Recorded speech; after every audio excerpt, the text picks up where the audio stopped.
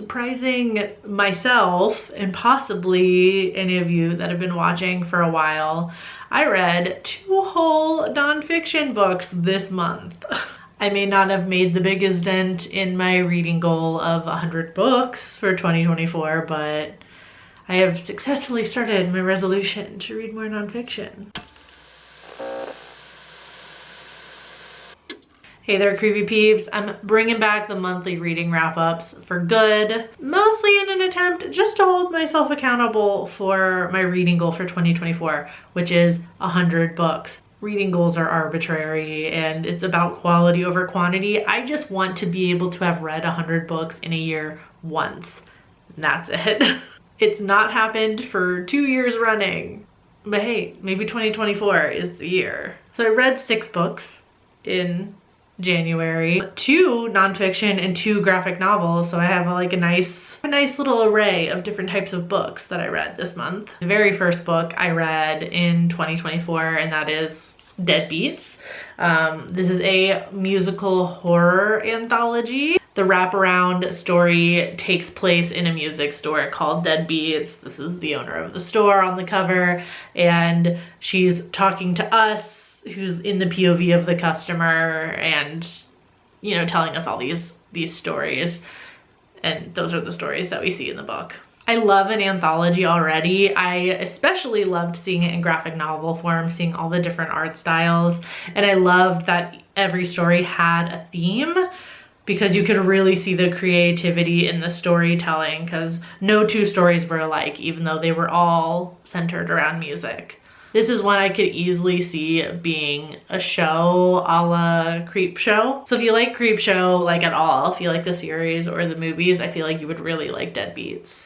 The only thing I feel like that was missing with this is a soundtrack, which is a perfect segue into the second graphic novel I read this month. So Parasocial was recommended to me by one of my coworkers who's really big on graphic books of any kind, be it fiction or nonfiction. So the story follows a star of a cult TV show who ends up trapped in the house of a very scary fan after appearing at a convention. So the cool thing about this graphic novel is that worked into the story and into the panels are musical cues.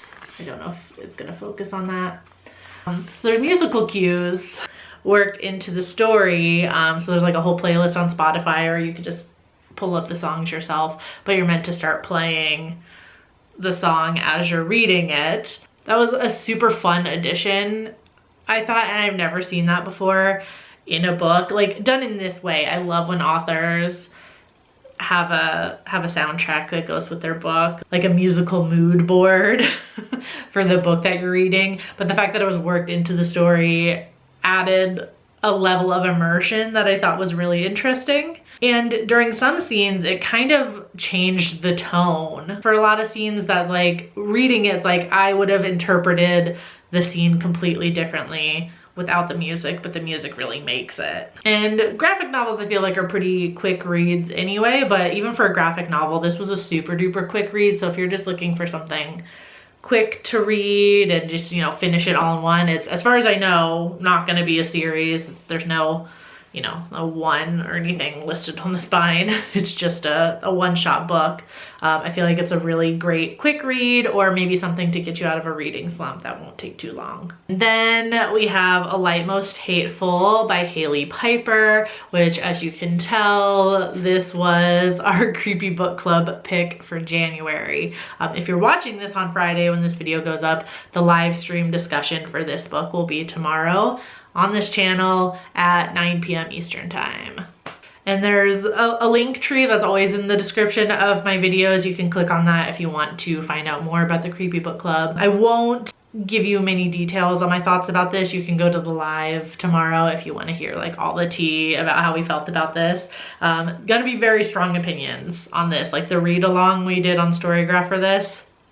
It's gonna be a fun discussion. I will just say, the plot is super windy and like amorphous, I feel like is the best word I think to describe this. It wasn't completely for me. Not that those things I just said are like deterrents for me reading. Just this particular plot was not for me for most of the time. But there were parts I really enjoyed that kind of just kept me going throughout the book. If nothing else, this was a premise that I personally have not read before, but it's really hard to summarize. So, I mean, you can read the official summary online anywhere. All I'll say is that's really not what's happening in the book at all. And that's your only hint. I can't summarize it without just basically just telling you the entire plot. All right, next I read God Killer by Hannah Kanner. So this is a fantasy book. It's set in a world in which God worship has been outlawed. So shrines are not allowed, worshiping gods of any kind, giving them sacrifices or things, or asking them for things is not allowed. I would say our main character, Kissin, is a god killer, and her job is basically just to go town to town and eradicate any gods that have cropped up there. So she encounters a young girl, Inara, who has a god attached to her, and they're linked in a way that, you know, if Kissin were to just kill the god, Inara would die, so they kind of go on a quest to figure out how to separate the two. I really liked the premise for this book.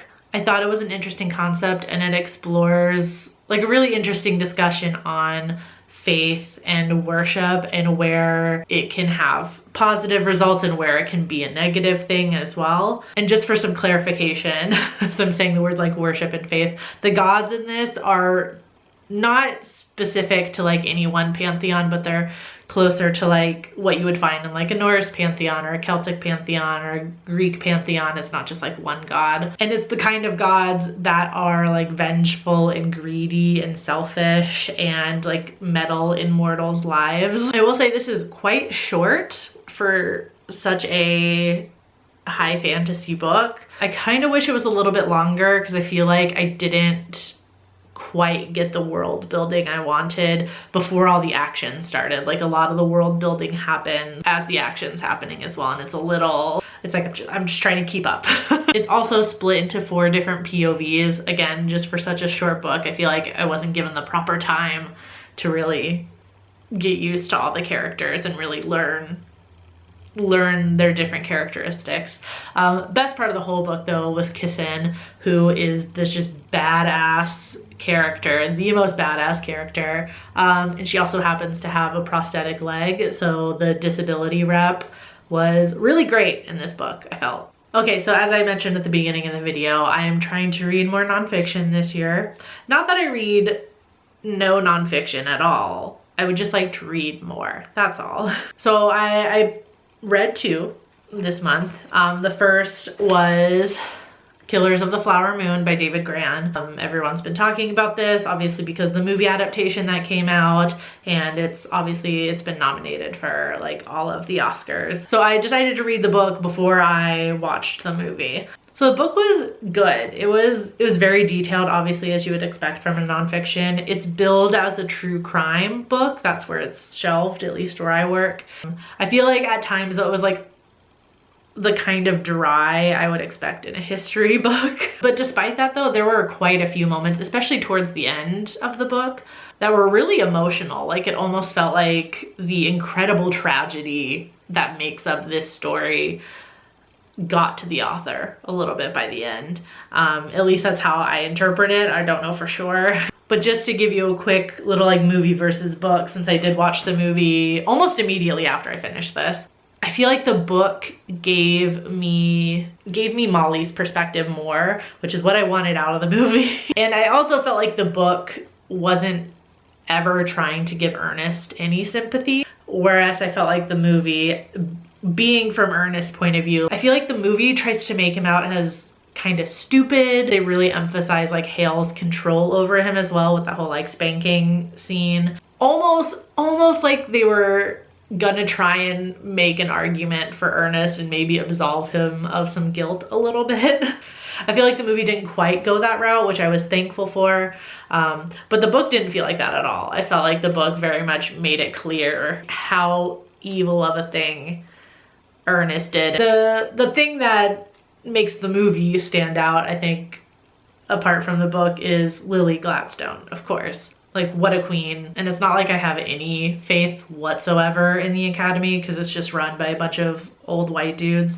But I'm really, really hoping they give her Best Actress for that. All right, lastly, I decided to kind of just follow along with a nonfiction book club. I found it via Instagram because I follow the person who runs it. That's not the reason why I followed her page. It just ended up being like a happy accident. So it's Spookish Mommy on Instagram. She has a true crime book club. It looked cool and it looked different from what you might expect if I told you there was a true crime book club, right? It looks like they read kind of like different true crime books versus your typical Ted Bundy, Ed Gein, John Wayne Gacy stuff.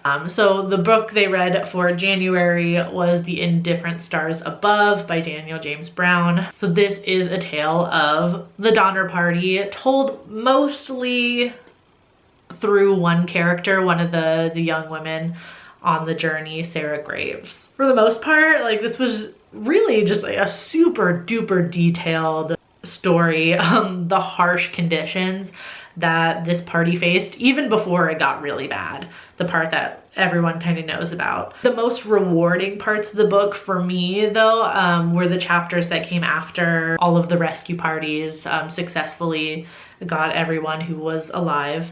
And it's talking about like the survivors' lives when they finally made it to California, because they like started off on the journey like expecting kind of like a paradise almost, but it's like it was still hard work by the time they got out there. And it's just very tragically ironic, the whole situation, really, like how bad of a decision it was to follow this other trail that they hadn't intended on taking. And then when they got to California, especially Sarah, like as he focuses more on Sarah at the end, like her life was just so much tragedy in it, even after the fact. And it emphasizes a little bit the after effects of the trauma that they all faced before anybody had really identified anything and called it PTSD. That's essentially what the survivors were going through after the fact.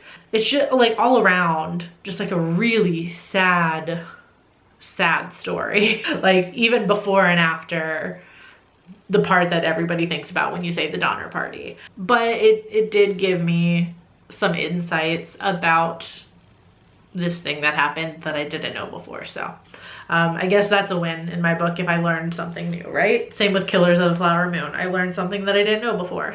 So these were the books I read first month of 2024. If you enjoyed this video, you can check out my other video I did this month talking about my most anticipated horror books of 2024, all the fun horror books that we're gonna get this year. And I look forward to hearing about the books you read this month in the comments. I will see you tomorrow, Creepy Book Club maybe. I'll also see you on Tuesday with a new video. Until then, stay strange. Bye.